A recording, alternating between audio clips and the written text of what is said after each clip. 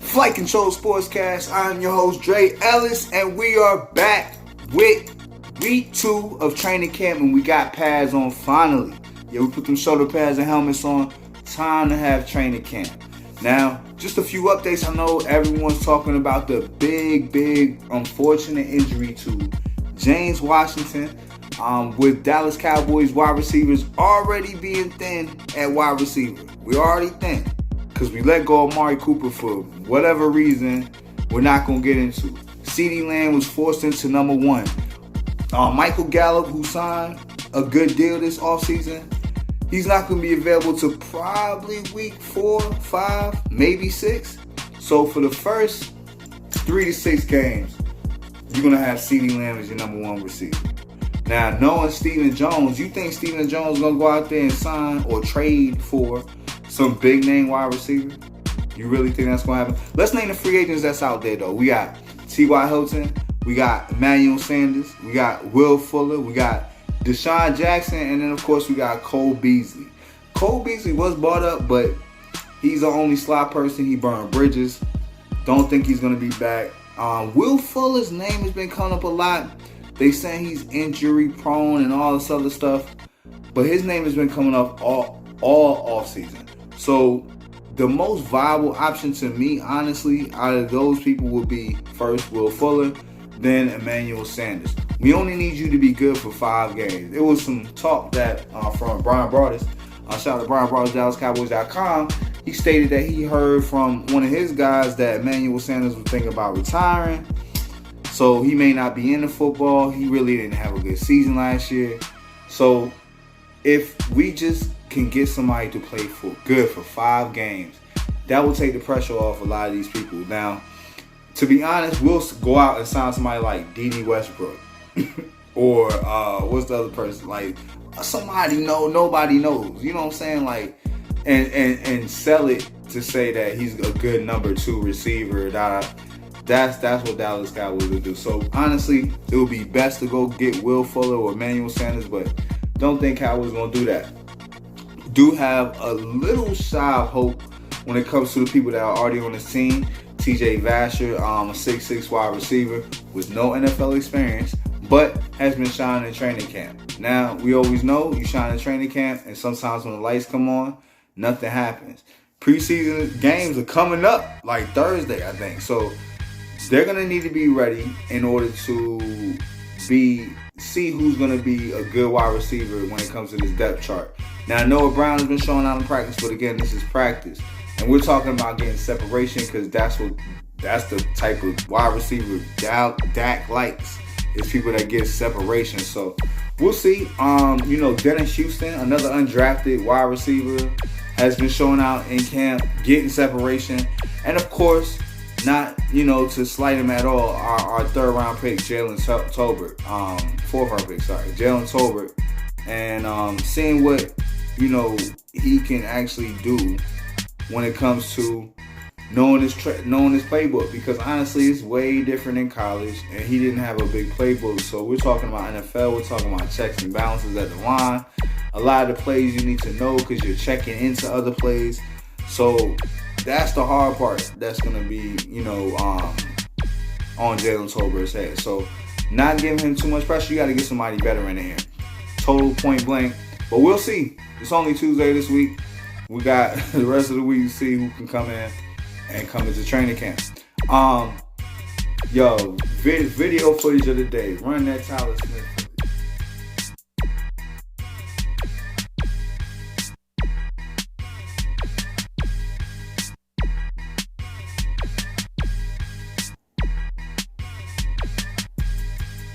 You see that Tyler Smith footage, yo? The rookie is showing out already. And did he go against the enforcer of the defense, as so say Barry Church of DallasCowboys.com? You know what I'm saying, Players Lounge? Did he go against the Gator Roll, the person that don't really talk about his business, doing his thing in camp? Man, Trysten Hill. So Tyler Smith, pancakes, Trysten Hill. It's been the talk of the town. That shows the nastiness. Day 2 only of Tyler Smith. I heard he had another almost pancake with somebody doing a swim move. Let me see if I got it in my notes. Somebody did a swim move. Osa Digizua did a swim move or tried to do a swim move, and he got caught like this and buried.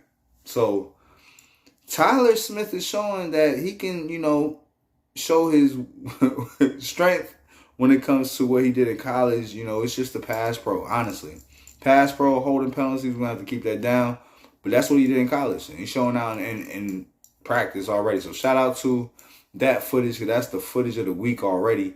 And a few other notes from, training camp. Tony Pollard looks good. And you know what? Tony Pollard can really ease our wide receiver issue, because we're going to have, we're going to need some viable options to send out people. And, when we're playing against the Tampa Bay Buccaneers and the Cincinnati Bengals week 1 and week 2, they have a pretty formidable defense.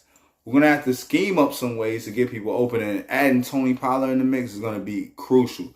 Now, honestly, Zeke looks good too, and we honestly just need to run the ball. We're going to have to really have a good running game this year. And Zeke looks good, but he has to stay unhurt. It's already been a few injuries. That segues me into the last part of this thing, is that, here's the injury. So, Sprinkle, tight end, was hurt. Jake Ferguson was slightly hurt today, but he's good. Jabril Cox had a slight injury. He's good. Jayron Kearse had a scare. He had a knee. He went down, went to the training room, came right back, though, finished practice, and nothing else has been said about that. After practice, he said he's good.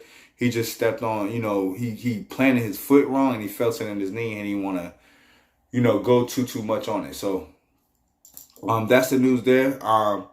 Josh Ball is my last bonus news of the day, because I don't want to talk about offensive line today, but with Let's Go messing his shoulder up, his shoulder pops in and out. So with Let's Go, our rookie tackle, was practicing and he hurt his shoulder day 1.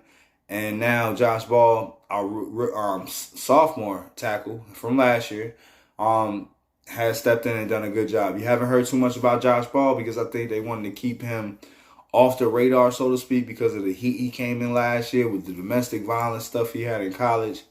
So and then he got hurt. So, keeping him off the books and off the headlines and stuff like that, it was really essential until he's ready to talk to him, because I know he's got PR people working with him to answer those questions, because he didn't want to answer those questions last year.